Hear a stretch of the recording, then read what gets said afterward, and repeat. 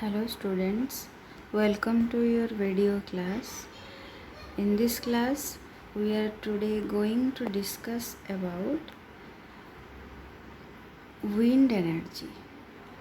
First of all, we are going to discuss about what is wind energy, what is wind and how wind causes and what is wind energy.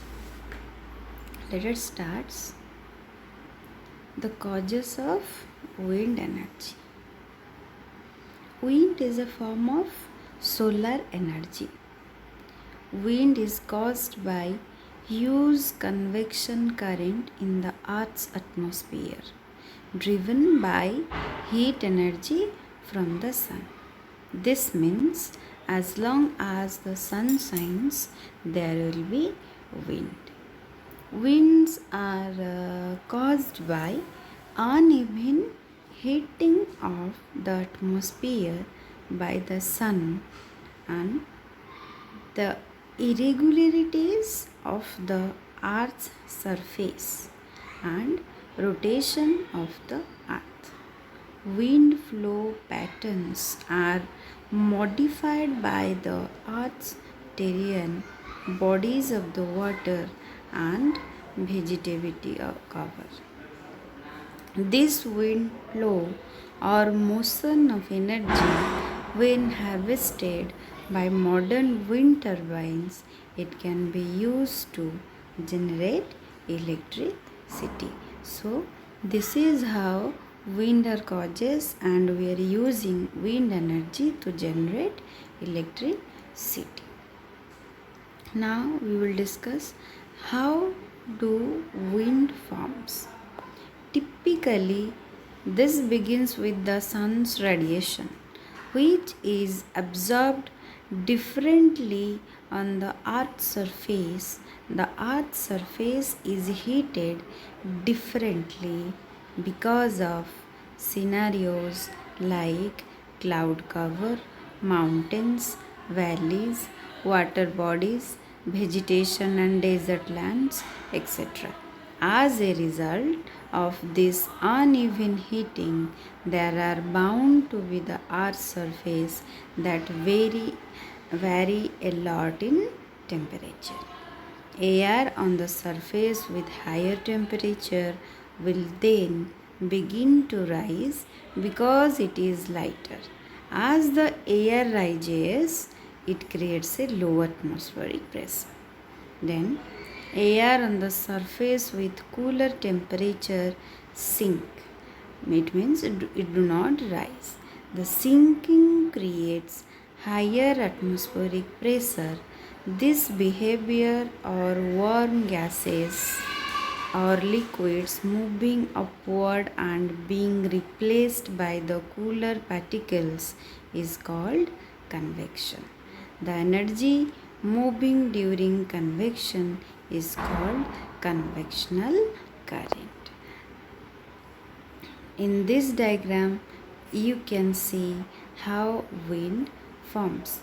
Previously, we have discussed that how do wind forms. In this diagram, you can see here this is the cool air over the land, that is then it is high pressurized, then wind flow in this direction, then here is the low pressure area, then warm wind air over the land. From the above diagram, we notice that how the cool air falls, resulting in high pressure. Here you can see how the cool air falls, resulting high pressure. This is the cool air comes, this is high pressure, falls down, and when the wind flows and when the pressure is very low, then wind go upward. This is how the formation of wind occurs, and we use wind energy to generate electricity.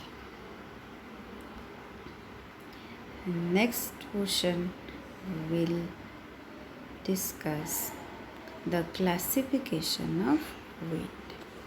First of all, it is divided into 1, 2, 3, 4, 5 parts. First, the calm air means light wind. Light wind, generally its speed is 1 kilometer per hour. When smoke rising vertically from a chimney, not enough even to fly a feather like bird number 0. Calm air means a very light wind. Then gentle breeze. Gentle breeze means moderate. The speed is very moderate. We can say the speed is 12 kilometer per hour. Then moderate wind. In moderate wind, the speed of the wind is 20 to 38 kilometer hour, which is enough to fly kite and keep it going higher and higher. Then it comes the turn of strong wind. Strong wind, the average speed of the wind in the strong wind is 62 to 74 kilometer per hour, which causes high waves over the seas and break off twigs and small branches of the trees. Next, your gill winds. In this type of winds, speed of the wind is 75 kilometer per hour and more. They can be very destructive, and they carry lots of broken branches and twigs from the trees.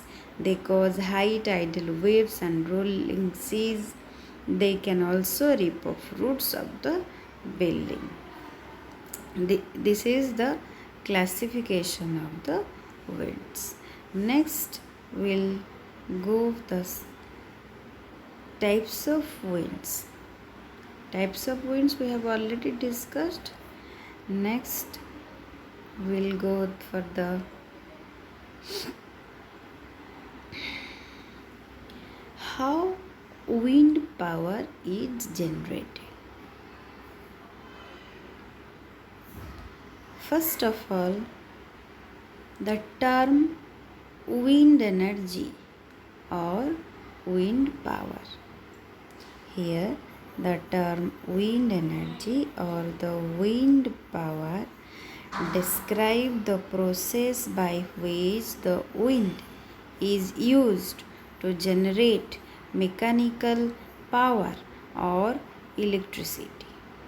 When the wind turbines convert the kinetic energy in the wind into mechanical power, this mechanical power can be used for specific tasks such as grinding grain or pumping waters, or a generator can convert this mechanical power into electricity to power homes, business, schools, and next we will discuss offshore and onshore wind power turbines. The onshore wind power turbines, wind farms which consist of many individual wind turbines which are connected to the electric power transmission network. Onshore wind is an inexpensive source of electricity, competitive with or in many places cheaper than coal or gas plants. This turbine shows the onshore horizontal axis wind turbine in China. This diagram shows the onshore horizontal axis wind turbine. Next, offshore wind turbine. Offshore wind is steadier and stronger than on land, and offshore farms have less visual impact, but construction and maintenance costs are considerably higher. Small onshore wind farm can feed some energy into the grid of provide electricity to isolated off-grid locations. Next, offshore wind power refers to the construction of wind farms in large bodies of water to generate electricity.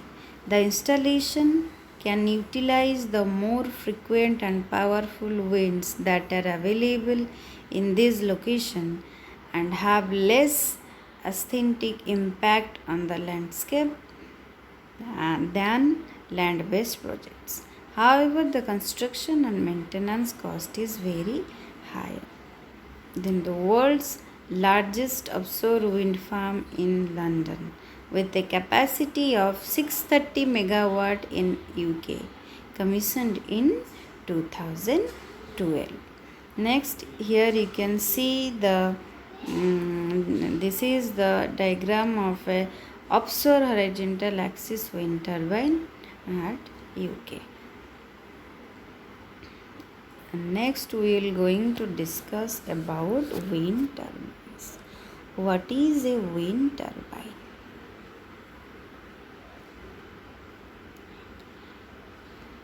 A wind is a device that converts kinetic energy from the wind into electrical power.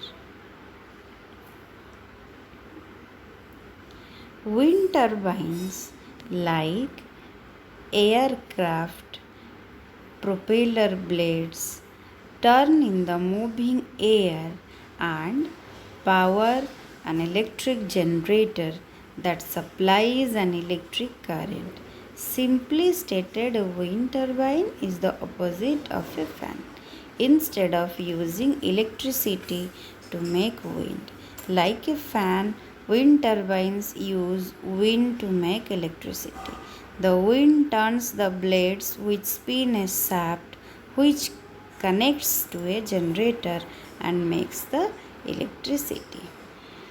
Then, types of wind turbine. Modern wind turbine fall into two basic groups. One is horizontal axis and another is vertical axis. Like the traditional farm windmills used to pumping water, and the vertical axis design like the egg beater style Danish model named after the French inventor. Most large modern wind turbines are horizontal axis turbine. Here you can see this is the model of an horizontal axis wind turbine. In the next portion, we will see horizontal axis turbine in detail. Horizontal axis wind turbine have the main rotor shaft and electrical generator at the top of a tower and must be pointed into the wind. Small turbines are pointed by a simple wind vane, while large turbines generally use a wind sensor coupled with a servo motor. Most have a gearbox which turns the slow rotation of the blades into a quicker rotation that is more suitable to drive an electrical generator. Since a tower produces turbulence behind it, the turbine is usually positioned upwind of its supporting tower. Turbine blades are made stiff to prevent the blades from being pushed into the tower by high winds.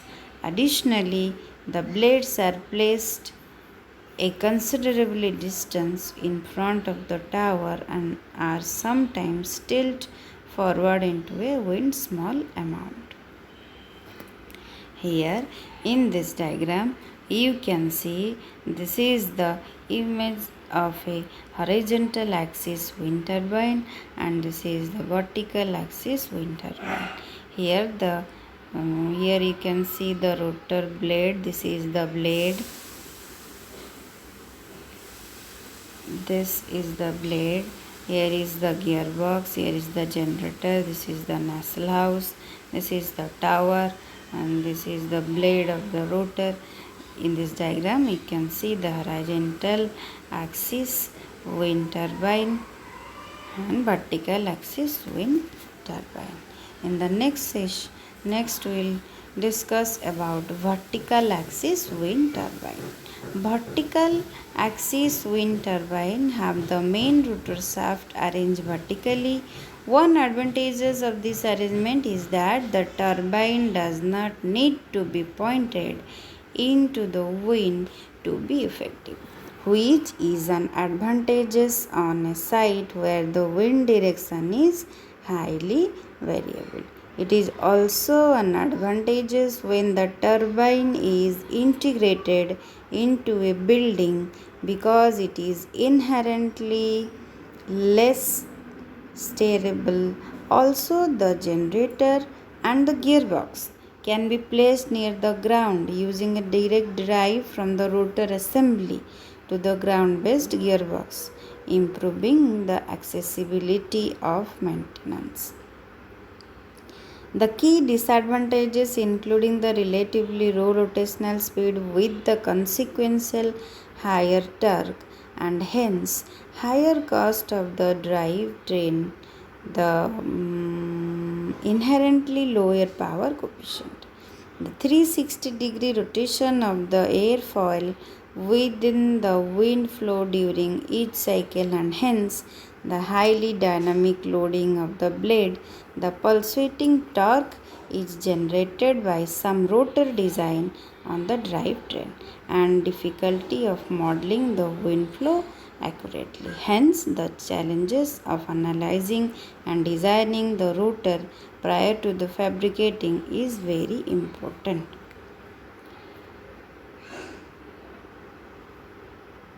Then, types of vertical axis wind turbine. Darius wind turbine, Savonius wind turbine.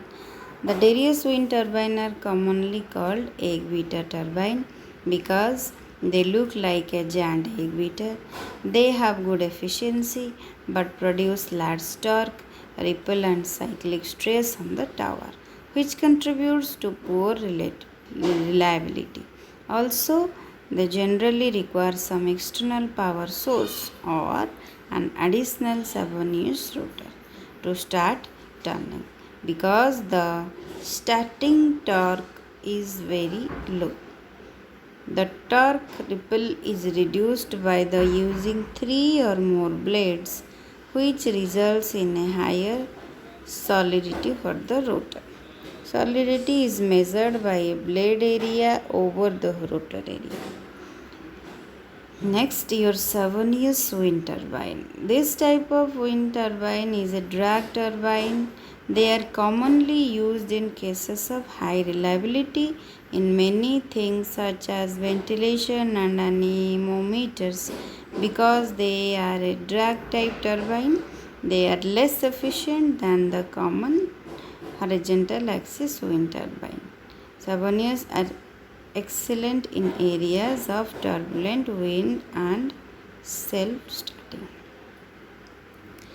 This is the types of vertical axis wind turbine. Here you can see this is the diagram of a rotor Darius wind turbine. This is a type of this is the another view of the rotor Darius wind turbine. Then